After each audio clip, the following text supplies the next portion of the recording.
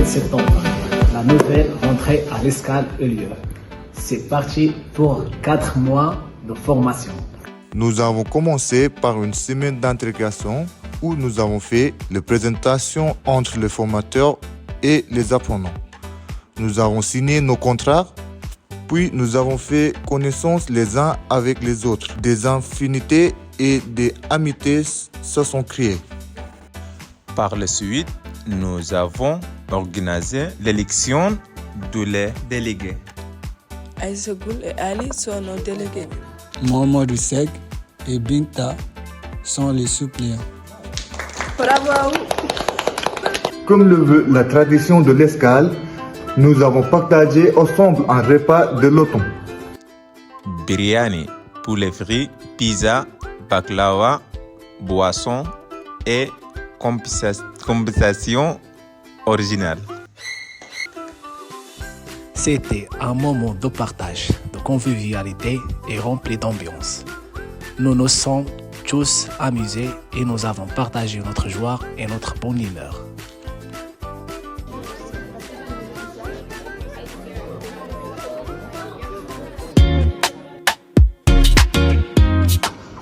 Connaissez-vous la fête de Diwali en Inde?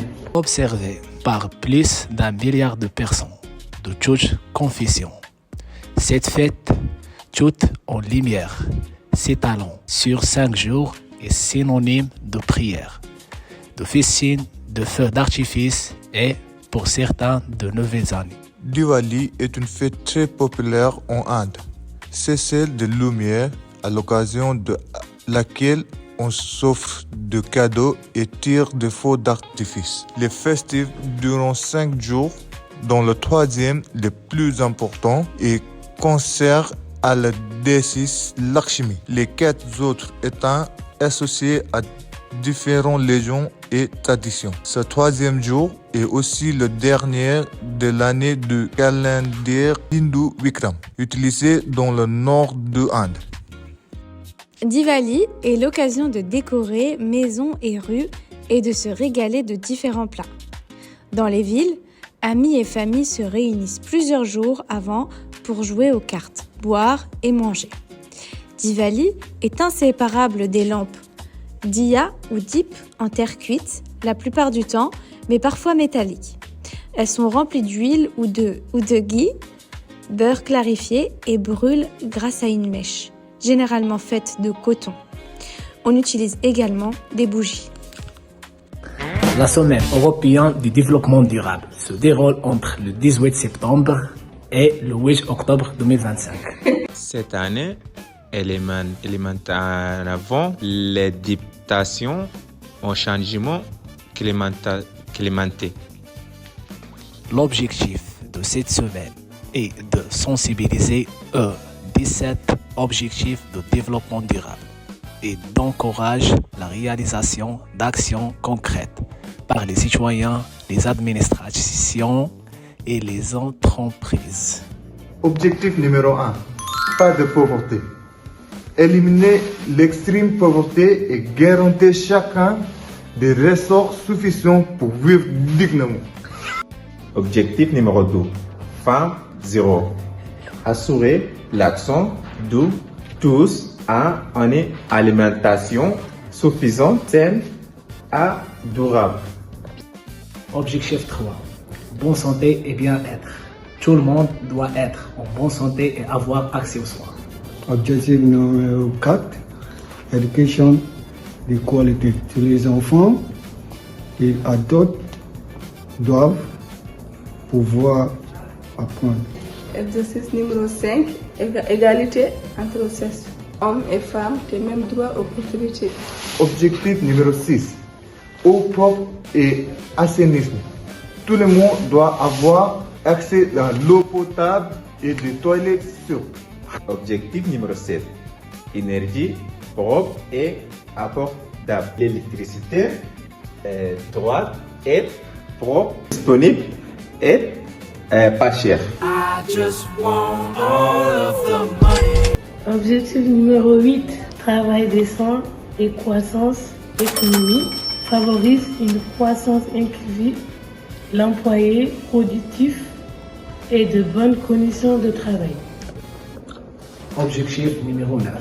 Industrie, innovation et infrastructure. Construire des routes, des écoles, des hôpitaux et inventer des nouvelles choses. Objectif numéro 10, une égalité rigide. Tout le monde doit avoir les mêmes chances, riches ou pauvres. Objectif numéro 11. Ville et communauté durable. Les villes doivent être sûres, propres et agréables pour tous. Objectif numéro 12. Consommation et production responsable. Ne pas gaspiller, recycler et utiliser des ressources de manière intelligente. Objectif 13. Lutter contre le changement climatique. Protéger la planète contre la pollution, réchauffement climatique. Objectif numéro 14, vie aquatique, protéger les océans, les rivières et les poissons. Objectif numéro 15. Vie terrestre. Protéger les forêts, les animaux et la nature sur Terre. Objectif numéro 16. Paix, justice et institutions solides. Vivre sans violence, avec des lois justes et des gouvernements honnêtes. Objectif numéro 17. Partenariat pour les objectifs. Tous les pays doivent travailler ensemble pour réussir les objectifs. Okay, let's go. Pour cette troisième enquête métier, nous n'allons pas à la rencontre de professionnels, mais les professionnels viennent à nous. Qui sont-ils ? Et oui, à l'escale, beaucoup d'entre nous ont déjà travaillé et ont déjà une belle carrière professionnelle à l'international. Aujourd'hui, c'est à nous de vous raconter notre propre histoire. Bonjour, je m'appelle Ali, j'ai été coiffeur en Turquie. J'ai travaillé dans un salon de coiffeur en Turquie et j'ai réalisé différentes coupes et j'ai pris soin du matériel. J'ai manipulé différents produits et plein d'autres choses. Alors, nous allons passer dans les points positifs. Pour moi, la métier de coiffeur, c'était pas seulement un métier. C'était une bonne expérience car ça me permet de faire beaucoup de choses, de faire des connaissances et acquérir des compétences. Les points négatifs, il y avait les barrières de la langue. Car comme j'étais dans un pays étranger, j'avais un barrière de la langue car en fait, j'étais en turc, je parle pas la langue turque, mais en même temps, je travaille dans un salon turc, c'est pour ça que c'était un peu compliqué pour moi concernant comment j'ai accueilli les clients, comment je discute avec eux, comment je fais pour comprendre qu'est-ce qu'ils veulent les clients, etc. Mais après tout ça, c'était pas mal. Je dirais pas que ce sont des points négatifs, mais ça va. Après, tu restes debout toute la journée, tu travailles avec les doigts. Mais carrément, c'était... Actuellement et pour l'instant, je suis en formation à l'escale et par la suite, j'aimerais bien être coiffeur, travailler dans un salon de coiffeur, mais celle-là peut changer avec le temps. La vision peut changer avec le temps. Peut-être pour l'instant, j'aimerais bien faire ça, mais peut-être en 2026 ou en 2025, je sais pas quand, la vision, ça va changer. Et voilà. Bye bye. Bonjour, je m'appelle Tenzin et j'ai été serveur au Népal. Je travaille dans un hôtel 4 étoiles qui s'appelle Yatri et Badi en tant que serveur. J'ai organisé la salle pour des événements heureux, j'ai réalisé le caisse, j'ai accueilli le client et j'ai fait le plus de commandes et plein d'autres choses. Le point positif dans ce métier, c'est rencontre beaucoup de personnes, différentes cultures et différentes histoires de vie. Et le point négatif, c'est bien sûr le client qui est grincheux. Aujourd'hui, j'aimerais être barman et continuer mon expérience dans ce domaine et m'informer.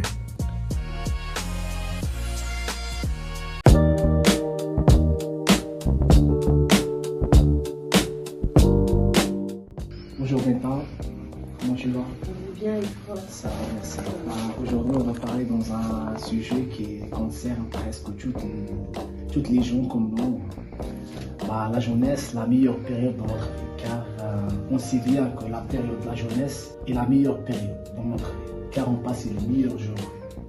En résumé, on peut dire que la destination de notre vie. Comme tu as dit, construire sur la période de la jeunesse, sur l'art de la vie marquée par la construction et l'affirmation de l'identité.